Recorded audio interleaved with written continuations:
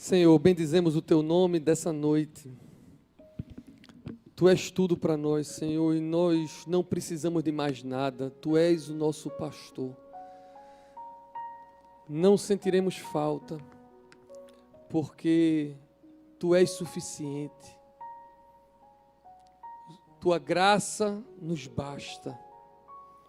E que essa noite, Senhor, saiamos daqui alimentados, edificados, com a fé renovada, de que Tua graça basta e o Senhor é nosso pastor, e Tu és suficiente, Tu és. Louvamos o Teu nome. Que a Tua palavra aqueça o nosso coração, é assim que nós oramos em nome de Jesus. Amém. Podem sentar, meus irmãos. Bom estar aqui na quarta-feira, de novo. Um culto que tem um carinho especial, porque uma vez por mês a gente está fazendo algo nele muito bacana, e na quarta que vem, eu quero que você saiba e avise que a gente no culto aqui, de hoje a 8, vai ter unção dos enfermos. Então, se você está doente, conhece alguém que está doente, quer uma oração específica dos líderes da igreja, venham, a gente vai orar, vai ungir você com óleo, como diz a palavra de Deus lá em Tiago, e é lindo que a gente pode fazer isso. Eu fico me perguntando por que é que a gente vem para culto tantas vezes, na quarta-feira, hoje no domingo. Será que é para ouvir só uma palavra? Será que é para cantar canções? Eu acho que não, porque se fosse, a gente na internet fazia isso. A gente pode ouvir muitos sermões na internet e ouvir músicas.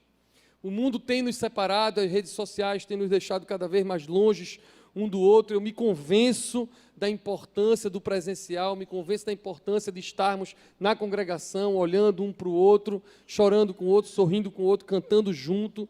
Cada vez eu me convenço mais disso. Deus é uma trindade, Pai, Filho e Espírito Santo. Fomos criados para nos relacionar e a gente tem que ser contra a cultura de isolamento que tem por aí. Amém? Porque quando a gente se reúne para adorar, para aprender, para partilhar, para chorar, para sorrir, e a minha oração é que a gente viva isso plenamente. Amém? Deixa eu fazer uma pergunta, ela não é retórica, eu quero resposta, mas não se anime a responder logo, porque eu vou fazer duas, eu vou fazer quem está de um jeito e de outro. E se você não está nem de um jeito nem de outro, não tem problema. Mas eu quero saber aqui, levante a mão, aqueles que hoje chegaram aqui, como eu, que estão felizes, que estão alegres. Levanta a mão quem está bem hoje, quem está tranquilo hoje. Eita, que milagre. Mas, pai, continua. Eu acho que isso é um milagre, eu devia tirar uma foto. Que na quarta-feira não tem esse povo muito feliz assim, não. Olha que coisa linda. Agora, levanta a mão quem está aqui mais baqueado, mais triste, mais cansado, mais cheio de bronca, levanta a mão. Olha, tem um povo aqui baqueado. Eu achei que ia ser o contrário. Eu estava até com medo dos felizes não levantarem a mão, até pouco. Eu já comecei dizendo que eu estava feliz, porque pelo menos tinha eu. Mas veja como é que são as coisas. Que lindo. Hoje, na hora do almoço, eu estava conversando com Thaís, que está ali, esposa de Nóbrega, de Kramer, e ela me disse uma coisa que eu fiquei guardado. Ela me disse assim, que lindo viver o que a gente está vivendo. Para quem não sabe, eu acho também, viu, Pato, que tu falasse coisas aqui que o povo não tem ideia do que está acontecendo. Então, eu vou explicar. Na semana passada, o esposo de Pati e pai de Vitória e de Biel, esses três que estão aqui na frente, Vitória e Pati estavam cantando, faleceu na terça-feira passada. Então, hoje, além do culto, que a gente sempre faz na quarta, é também um culto em memória, um culto que a gente celebra a esperança da glória na vida de Cleo, que é esse homem. E por isso que ela falou aquelas coisas que ela falou aqui. E Thaís estava dizendo que achou lindo, na semana passada, no velório, no dia do sepultamento, que a nossa comunidade estava presente, orando, chorando, cantando, lá, porque Cleo, Biel, Vivi e Pati viviam intensamente, vivem intensamente, têm amigos reais e não virtuais, companheiros de vida, e a gente estava celebrando, Thaís estava dizendo como é lindo ser igreja nessa hora, se abraçar de verdade, estava todo mundo ali, e eu fiquei com isso na cabeça hoje, é verdade. Mas por que é? Por que é que num acontecimento trágico desse que a gente não esperava, houve tanta solidariedade, há tanto amor, tanta troca, tanta disposição? É porque Cléo, quando viveu, ele deixou um impacto na nossa vida. Ele não passou por essa terra e foi embora. Ele deixou um impacto. Todo mundo que estava ali tinha uma história para contar dele. Ele era uma pessoa que deixou um impacto. E os 3 que estão aqui vivos continuam com esse impacto na nossa vida. Quando alguém passa pela existência, por essa jornada e causa um impacto na gente, um impacto de amor, a gente cria essa relação presencial, de carinho, de amor, de troca, e faz com que essas coisas lindas aconteçam. Quem não tem amizades, quem não tem conexões reais, quem só assiste pela internet, quem só vem e assiste um culto, eu odeio essa expressão assistir culto, porque culto não se assiste, se presta.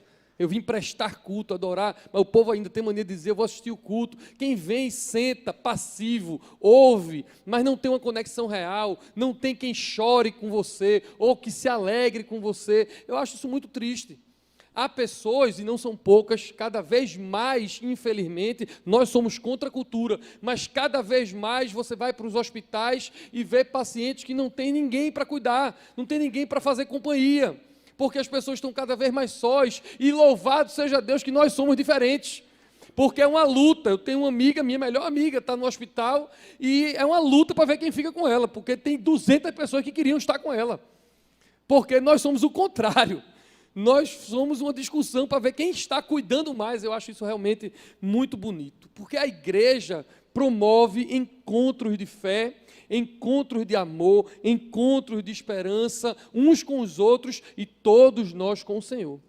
Eu gosto da expressão que Davi usava, eu vou te louvar ao Senhor, ó Senhor, no meio da congregação. Davi podia louvar e ele louvava sozinho, a Bíblia diz que ele tinha o tempo dele com Deus, mas ele gostava de estar na congregação com os músicos, no meio do povo, e faz toda a diferença. Eu estou dizendo isso tudinho, não tem nada a ver com o que eu vou pregar, isso é só a introdução, só para dizer a você de como é bom você sair de uma vida virtual e de laços fracos e se engajar numa vida real de laços fortes de comunidade. Faça isso logo em nome de Jesus. Amém? Eu hoje quero falar de um encontro de Jesus. Um desses encontros maravilhosos e que tem muito a nos ajudar. Mas antes de ir para o texto que nós lemos desse encontro, deixa eu falar do contexto. Os versículos de 1 ao 10, a gente leu do 11 ao 16, mas os versículos de 1 ao 10 contam que Jesus estava saindo de Cafarnaum. Cafarnaum é onde ele passou muito tempo morando. A gente brinca dizendo que era o quartel-general de Jesus. Ele nasceu em Belém e foi viver em Nazaré, onde Maria morava e tudo, mas ele, quando no ministério dele, ele passou a maior parte do tempo viajando, mas ele voltava sempre para Cafarnaum, ali na Galiléia, era o quartel-general de Jesus, e lá em Cafarnaum, ele operou uma cura linda, que foi a cura do servo do centurião romano. Ele curou o servo de um romano que não era judeu, não estava na religião ali deles, e foi nessa ocasião que esse romano, o centurião, diz para Jesus uma frase que eu, quando ia para a missa, criança e adolescente, todo domingo ouvia na missa, não tinha a menor ideia do que era, só depois que eu fui ler a palavra mesmo foi que eu vi. O centurião é que diz aquela palavra assim, que certamente você já ouviu: Senhor, eu não sou digno de que entreis em minha morada. Não é assim? A gente sabe decorar. Na missa troca, né? Porque no livro de oração você diz, mas dizeis uma só palavra e sereis salvo. Nesse caso não foi isso que ele disse, eu não sou digno de que entreis em minha morada, mas tu dá uma palavra e meu servo será salvo. E foi isso que aconteceu, esse texto lindo. Então, esse homem foi curado e as pessoas ficaram muito felizes, muito contentes. E havia uma multidão que estava seguindo Jesus, o texto diz. Seguindo a Jesus feliz. Saindo de Cafarnaum feliz depois de uma cura extraordinária. Na verdade, várias curas extraordinárias. Eu só contei a última, mas se você for ler antes, teve outras curas extraordinárias. E eles andaram alguns quilômetros, vários quilômetros, e chegaram a uma vila. E essa vila chamava Naim. E aí houve um encontro de duas multidões. A Bíblia diz que uma multidão seguia a Jesus. Essa que estava contente depois da cura, seguindo a Jesus. Mas saindo dessa vila em Naim, encontrou-se com essa multidão uma outra multidão, mas aí era um velório. Era uma multidão que seguia uma viúva, que como se não bastasse ela ser viúva, ela tinha acabado de perder o filho, e aquele filho estava no caixão dela, então era uma multidão triste. E eu quero, nesse texto que nós lemos, trazer 3 breves destaques. Primeiro destaque, no versículo 11, é que a Bíblia faz questão, Lucas, quando registrou, de diferenciar expressamente o seguinte. Lá tem dizendo assim, Jesus saía e os discípulos e a multidão o seguiam. Os discípulos e a multidão. Ambos estão no mesmo lugar, seguindo a Jesus, estão lá pela mesma pessoa, que é Jesus. Talvez, eu não sei, porque eu não estava lá, mas talvez com motivações diferentes, certamente com status diferentes, senão não havia essa diferenciação, discípulos e multidão. Mas o fato é que discípulo pressupõe aprendizado. O que é discípulo quer aprender, anda mais perto, olha o mestre, quer imitar o mestre. Multidão normalmente olha de longe. Multidão quer o consolo, multidão olha e se alegra com os milagres, com as coisas extraordinárias que acontecem, mas os discípulos é que estão ali mais próximos. E a mudança da condição de multidão para discípulo foi muito bem ilustrada por Jó, no capítulo 42, quando ele diz assim, meus ouvidos já tinham ouvido falar a teu respeito, mas agora os meus olhos te viram. Olha como Jó diz, ele diz assim, eu já tinha ouvido falar, eu tinha um tipo de relacionamento com o Senhor, mas agora os meus olhos te veem. É outro tipo de relacionamento. E com base neste texto de Jó 42, o poeta cantou, antes eu te conhecia de ouvir falar, mas agora de contigo andar. Uma das músicas mais lindas, eu adoro essa música. E aqui, nesse santuário e na internet, se é que ela está pegando, que eu acho que não está, deu uma cortada, deu um problema na internet, mas está, né? Amém, voltou. Há todo mundo misturado. Aqui tem gente que é discípulo e aqui tem gente que é multidão. Gente que conhece a Jesus de perto e gente que acompanha não tão perto. Mas deixa eu dizer uma coisa para vocês. Deus tem bênçãos para todos. Porque os religiosos têm mania de achar que Jesus só abençoa quem está perto da religião, ou aquele que já chegou num determinado ponto. Mas o fato é que essa viúva que saía, ela não era seguidora de Jesus. A Bíblia também não diz se ela tinha fé. O romano nem judeu era, embora que esse tivesse fé.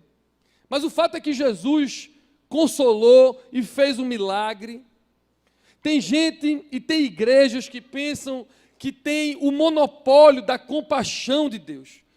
Como se Deus só tivesse compaixão ou só pudesse se solidarizar com quem é crente. Quem não é crente, Deus não tem compaixão. Ou quem não é crente dessa denominação, também Deus não tem compaixão. Tem gente que tem ou acha que tem o monopólio da compaixão.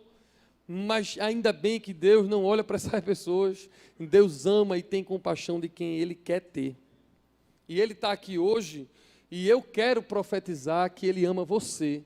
Ele tem compaixão de você. Ele quer consolar você, abençoar você ou encorajar você. Mesmo que você não seja discípulo ainda, seja multidão. Mesmo que você esteja afastado. Mesmo que você esteja no começo da caminhada, ainda titubeando. Ele quer você. Amém? Agora, uma coisa é a compaixão dele, outra coisa é a vontade dele.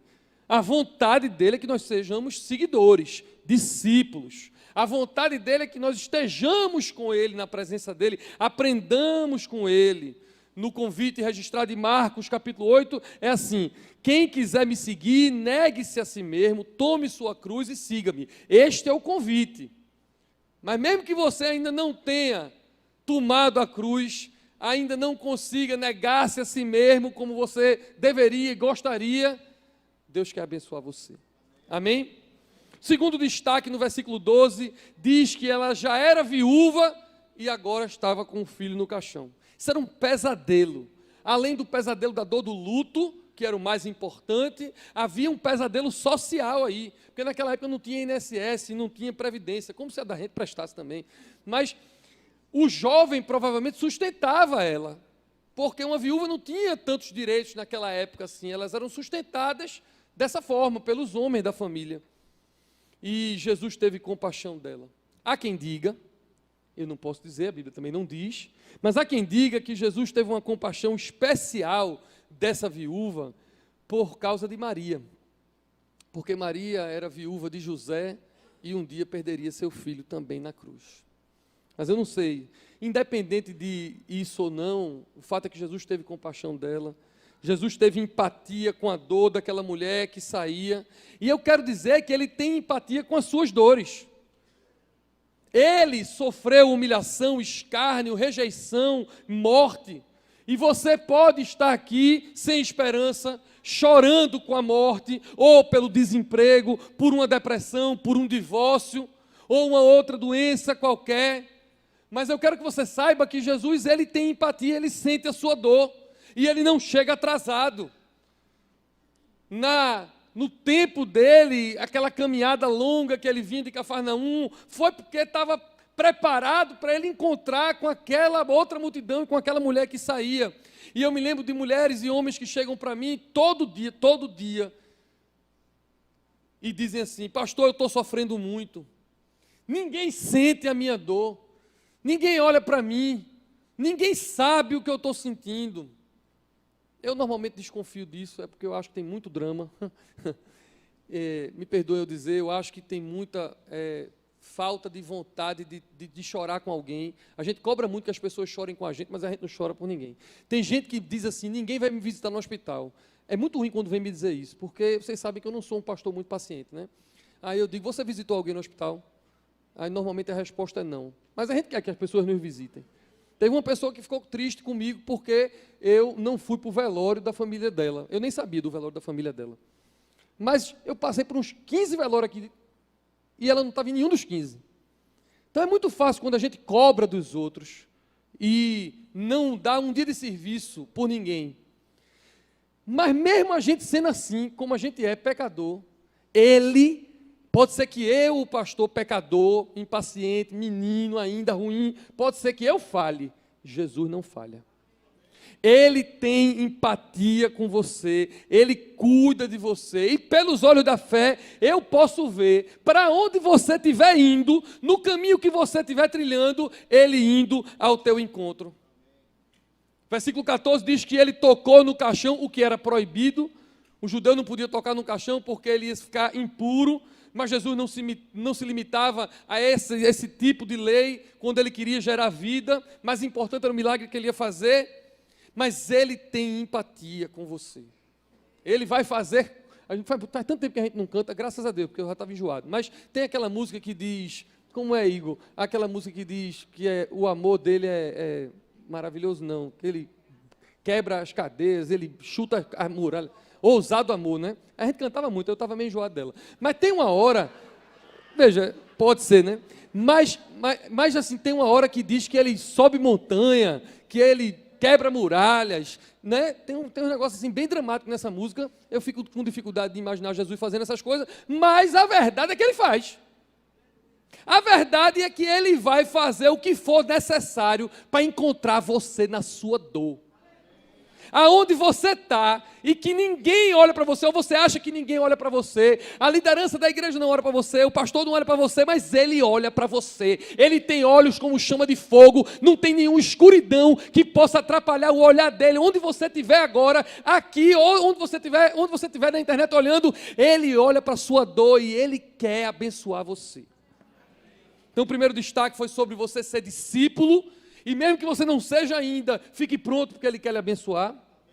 O segundo destaque foi: ele tem compaixão de você, ele está disposto a consolar e cuidar de você. E eu não vi o setlist que a banda ia tocar hoje, mas quando estava preparando essa mensagem, eu estava pensando que coisa linda aquela música, o que Cristo oferece, ele é. E aí foi a música que chegou aqui antes da minha mensagem, se eu tenho combinado com eles, coisa mais linda, o que Cristo oferece, ele é. Talvez o que você queira, seja algo diferente que ele possa fazer, e isto eu não posso garantir porque eu não sou um charlatão, mas eu posso garantir que o que ele oferece, ele é salvação, ele é consolo, ele é libertação. Se você vier aqui buscando qualquer coisa, eu não tenho responsabilidade, mas se você quiser vir buscar o Senhor na Eucaristia, encontrar com ele, ele oferece a si mesmo a você, e você vai sair daqui alimentado, você vai sair daqui cheio de Deus, você vai sair daqui com ou sem o mesmo problema, mas cheio do Espírito Santo, porque o que ele oferece é ele mesmo na sua vida. Louvado seja Deus. Último destaque: Jesus promoveu o encontro de duas multidões. Notem que era aquela que vinha feliz, a outra triste, mas ele parou a multidão alegre por causa da triste. Isso tem que nos ensinar alguma coisa. Em nossa fartura, em nossa celebração, não podemos passar direto quando encontramos sofrimento. O apóstolo ensinaria depois, lá em Romanos 12, chorai com os que choram. E o resultado desse encontro, que ele parou uma multidão alegre celebrando por causa dessa outra que estava triste, está lá no versículo 16, que diz que todos das duas multidões glorificaram a Deus. Quem estava chorando sorriu. Isto é o que Jesus faz. Isto é o que a igreja, que é o corpo de Cristo, faz. Celebra encontros para que todos glorifiquem a Deus. Eu vou repetir, porque merecia muito um glória a Deus agora. Me perdoem eu cobrar esse glória a Deus, mas é porque vocês talvez não tenham entendido, eu vou repetir. Aí quando eu repetir, os irmãos que quiserem dizer aleluia podem também. Glória a Deus, qualquer coisa assim que me anime mais um pouquinho. Irmãos, preste atenção. A igreja é o corpo de Cristo. Cristo promoveu encontros de salvação e todos glorificaram a Deus.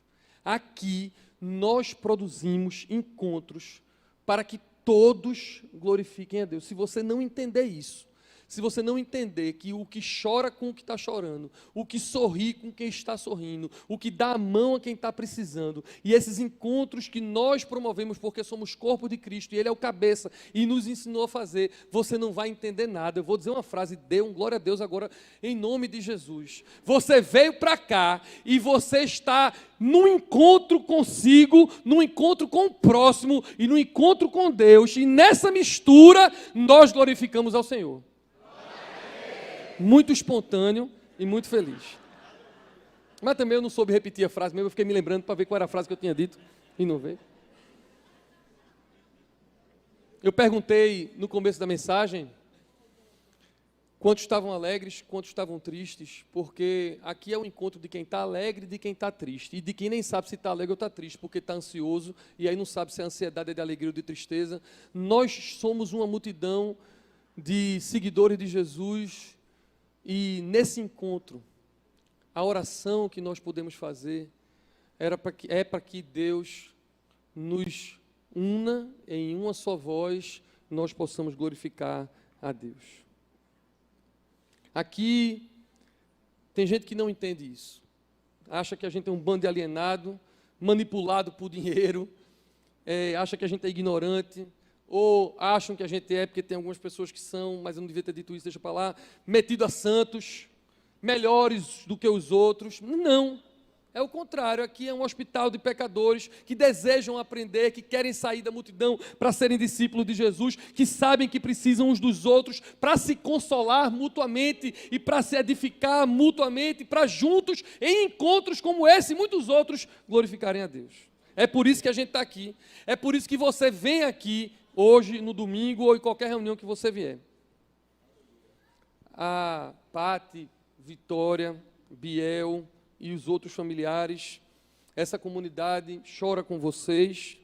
Sabemos da saudade que Cleo está deixando, mas nós estamos firmes na esperança da ressurreição. Mas a todos os demais que estão aqui, você não está aqui por acaso. Não saia daqui como entrou. Tome uma decisão de ser discípulo. O milagre daquela viúva foi muito mais do que o filho dela ressuscitar. O milagre dela foi a salvação. Jesus não chega atrasado lá, nem chegou aqui para te consolar, para te abençoar. A presença do Espírito Santo pode e vai romper a barreira até de quem não tem fé aqui hoje. Se tem alguma coisa movendo no teu coração, é Jesus convidando você para ser discípulo, para ser aprendiz dele. Dê um passo, se engaje de alguma forma, decida ler a Bíblia, aprenda mais sobre esse Jesus que aqueceu o seu coração. Não se prive desses encontros sobrenaturais que Jesus marca. Como diz a Bíblia, se você está feliz, cante louvores. Se você está triste, receba o consolo de Deus. Mas todos juntos vamos glorificar ao Senhor. Vamos fazer agora um movimento aqui. Eu quero que todos os que no começo do sermão disseram que estavam tristes, fiquem em pé. Os que disseram que estavam tristes, abalados de alguma forma, fiquem em pé.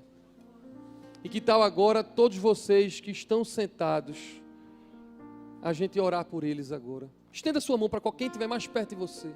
Estenda sua mão e vamos orar. Senhor, aqui é um encontro de pessoas, algumas felizes, outras normais, mas algumas tristes, abaladas, de alguma maneira com medo ou inseguras. Essas que estão em pé, Senhor, nós intercedemos pela vida delas, Senhor. Oramos a Ti para que esse encontro de hoje possa trazer vida, possa trazer cura, possa trazer alegria. Em nome de Jesus, Senhor, oramos uns pelos outros, porque a Tua palavra nos ensinou a fazer isso. E Pai, de alguma maneira, a alegria que está em mim e em outros irmãos possa de alguma forma, Senhor, ser infundida nesses outros irmãos, para que de alguma maneira eles que são corpo conosco, que são parte do Teu corpo, possam se alegrar conosco. E nós, certamente, Senhor, choramos com eles. Faz desse encontro, Senhor, um milagre para que todos nós glorifiquemos a Ti. É isso que nós oramos em nome de Jesus. Agora todos os demais fiquem em pé. Vamos seguir orando mais um pouquinho. Senhor, nós continuamos orando nessa noite, nesse culto ao Senhor, porque Tu és bom e a Tua misericórdia dura para sempre. Nós oramos, Senhor, para que o Senhor aqueça o nosso coração. Eu quero pedir, Pai, por cada irmão e cada irmã que está aqui e tem uma barreira à sua frente que precisa atravessar. Eu não sei qual é a Tua vontade, Senhor, mas eu sei que o que Tu ofereces, Tu és. Seja a força dele e dela agora. Renova a força física de cada irmão e cada irmã que está aqui. Traz um renovo para quem está cansado, para quem está sobrecarregado. Em nome de Jesus, nós oramos para que Tu traga descanso para as nossas almas. Ajuda-nos todos, Senhor, a dormir e acordar amanhã leves, amém, prontos para contigo enfrentar o que for. Não deixa, Senhor, que o medo atrapalhe, que nenhum gigante que se levante na mente de ninguém vença. Tu és maior, maior é o que está em nós do que o que está no mundo. Amém. Senhor, ajuda-nos em nossa fé, aumenta a nossa fé para a gente Te ver, para a gente ver o Teu agir, ver a Tua direção. Sabemos que sozinhos podemos sofrer e ter medo, mas contigo nós somos mais do que vencedores. Faz um milagre, Senhor, de edificação nessa igreja hoje, para que pertinhos de Ti, juntinhos a Ti, nós possamos atravessar a jornada da vida. É assim que nós oramos, Te glorificamos, Te agradecemos e Te bendizemos juntos, glorificando o Teu nome. É no Teu nome que nós oramos. Amém, amém. Deus abençoe vocês.